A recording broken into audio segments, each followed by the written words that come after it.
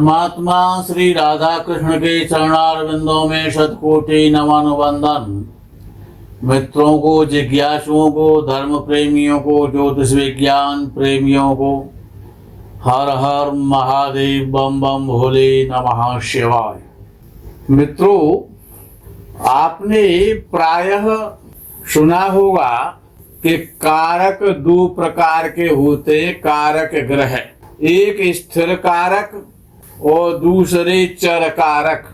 स्थिर कारक ऋषि पाराशर के आधार पर उन्होंने माने हैं, जैसे सूर्य पिता का कारक है, चंद्र माता का कारक है, ये स्थायी कारक है। चर कारक जैमिनी ऋषि के द्वारा होते हैं, जो कि 7 माने जाते हैं। भ्रातृ कारक, दारा कारक, इस प्रकार के जो कारक हैं वो चर कारक कहलाते हैं, जो जैमिनी ऋषि के द्वारा है, जैमिनी ज्योतिष के आधार से। लेकिन आज जो चर्चा हो रही है वो एक अलग प्रकार के कारकों की चर्चा है। न वो स्थायी है न वो अस्थायी है। यद्यपि वो जो कारक हैं उनकी चर्चा ऋषि पाराशर के माध्यम से ही है। उन कारकों के द्वारा जो योग बनते हैं वो बड़ा दुर्लभ योग होते हैं। बड़ा महत्वपूर्ण विषय है आज का, कि जो जन्म के समय जो ग्रह होते हैं उन ग्रहों के कारण जो कारकत्व पैदा होता है, उसके आधार पर जो स्पेशल विशेष प्रकार के जो राजयोग बनते हैं, जिस कुंडली में भी वो जो राजयोग जब बन जाते हैं तो व्यक्ति विश्व विख्यात धनी होता है, ऐश्वर्यशाली होता है, संपत्तिशाली होता है, लाखों करोड़ों का स्वामी होता है। उन कारकों के द्वारा जब योग बनता है। अब सबसे पहले आज हम आपको एक बड़ा सरल और श्रेष्ठ योग बताते हैं। वो योग है क्या?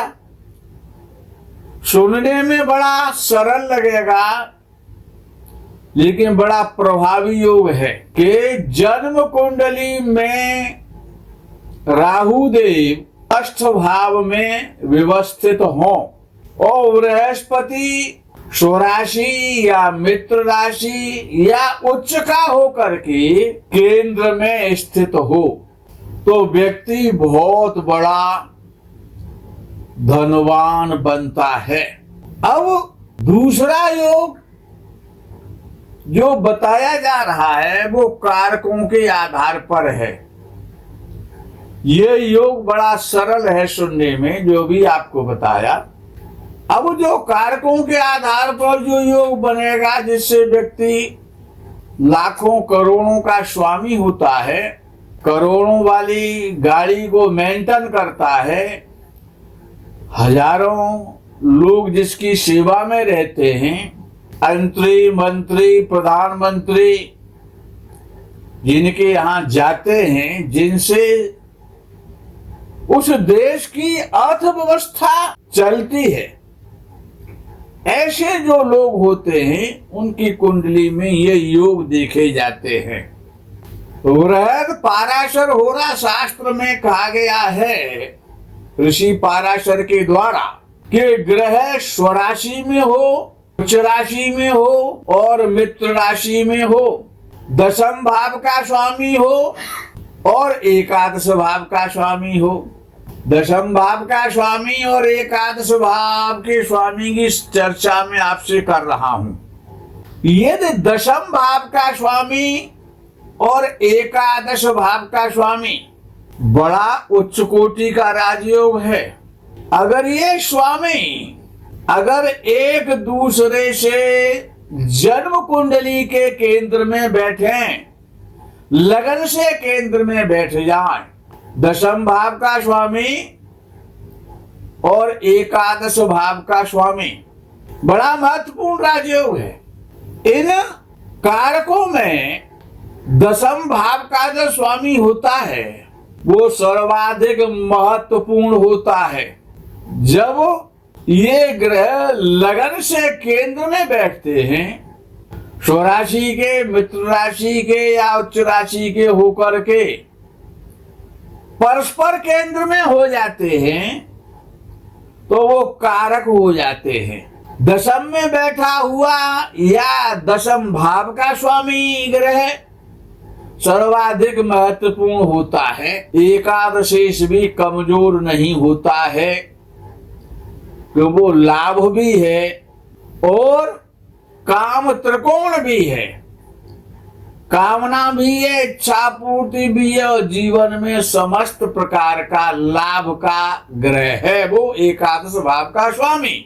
लगन में स्थित ग्रह, चतुर्थ भाव में स्थित ग्रह, सप्तम भाव में स्थित ग्रह या दशम भाव में स्थित ग्रह, यही तो केंद्र है। 1, 4, 7 और 10 इनमें ग्रह परस्पर केंद्र में हो जाए, एक दूसरे से केंद्र में हो, अस्त ना हो, शत्रु राशि में ना हो, भले ही वक्री क्यों ना हो, कोई फर्क नहीं पड़ेगा, तो बहुत उच्च कोटि का महान धन देने वाला राजयोग बन जाता है।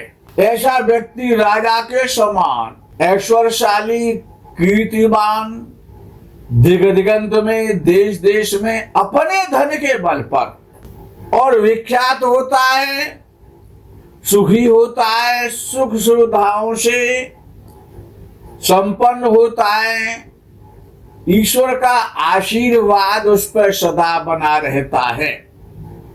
ऐसा व्यक्ति कितनी ही तंग परिवार में, कितने ही गरीब परिवार में, कितने ही तंगी के हाल में भले ही पैदा हो, लेकिन वो एक दिन लाखों करोड़ों का स्वामी बन जाएगा जिसका ये योग बनेगा।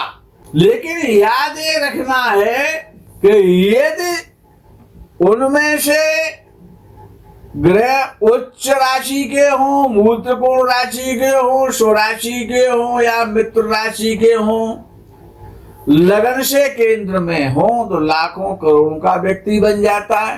और यदि ये योग कुंडली के किसी भी भाव में बने, फिर परस्पर एक दूसरे से ग्रह केंद्र में हो जाए, किसी भी भाव में हो, तब भी यह योग बन जाता है, लेकिन हल्का हो जाता है, कमजोर हो जाता है। धनी तो बन जाएगा लेकिन विश्व प्रसिद्ध धनी नहीं बन पाता है। विश्व प्रसिद्ध धनी तभी बनता है कि जब ये योग जन्म कुंडली से केंद्र में बनता है तब। और मित्रों, आपके सामने ये एक कुंडली प्रस्तुत की जा रही है जिसमें तुला लग्न है, शनि उच्च राशि का होकर के लगन में बैठा है, वक्री है, साथ में चंद्र भी बैठा हुआ है। तीसरे भाव में धनु राशि में राहु और मंगल बैठे हुए हैं। बुध नीच राशि का षष्ठ भाव में बैठा हुआ है। सूर्य और शुक्र सप्तम भाव में बैठे हुए, सूर्य उच्च राशि का है। बृहस्पति अष्टम भाव में बैठा हुआ है, वृषभ राशि का है। और केतु भाग्य स्थान में मिथुन राशि का है। यह कुंडली विश्व प्रसिद्ध व्यक्ति की है जो विश्व में धन के बल पर जाना जाता है, दसियों लाख करोड़ का स्वामी है। इसमें कारक जो अभी आपको बताए गए, दशम भाव का स्वामी और एकादश भाव का स्वामी। अब विचार करें कि दशम भाव का स्वामी चंद्र और लगन में बैठा हुआ है और एकादश भाव का स्वामी सूर्य उच्च राशि का होकर के सप्तम भाव में बैठा है। अर्थात एक दूसरे से चंद्र और सूर्य केंद्र में बैठे हुए हैं। शुक्ल पक्ष का जन्म है। दशमेश का और लावेश का केंद्र में बैठ करके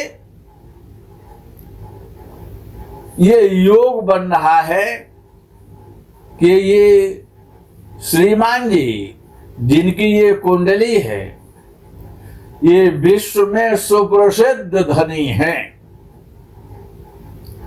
यद्यपि अन्यान्य भी राजयोग हैं, ऐसा नहीं है। शनि भी बहुत उच्च कोटि का राजयोग इस कुंडली में दे रहा है। केंद्र और त्रिकोण का स्वामी होकर के लगन में बैठा है। लेकिन यदि वो न भी होता वहां, तब भी सूत्र ये कहता है ऋषि पाराशर जी का कि दशमेश और लाभेश जब एक दूसरे से केंद्र में हो, लगन से केंद्र में हो, उच्च राशि में हो, स्वराशि में हो, मित्र राशि में हो, मूल त्रिकोण राशि में हो, तो ऐसा व्यक्ति बहुत बड़ा आदमी बनता है। विश्व जानता है जिसे ऐसा ये योग का विश्लेषण इस कुंडली में आपके ज्ञान वर्धन के लिए किया गया है। यद्यपि यह योग दशमेश का और लावेश का ऋषि पाराशर जी के द्वारा है, जो 100% सत्य है। मित्रों, आज के प्रकरण में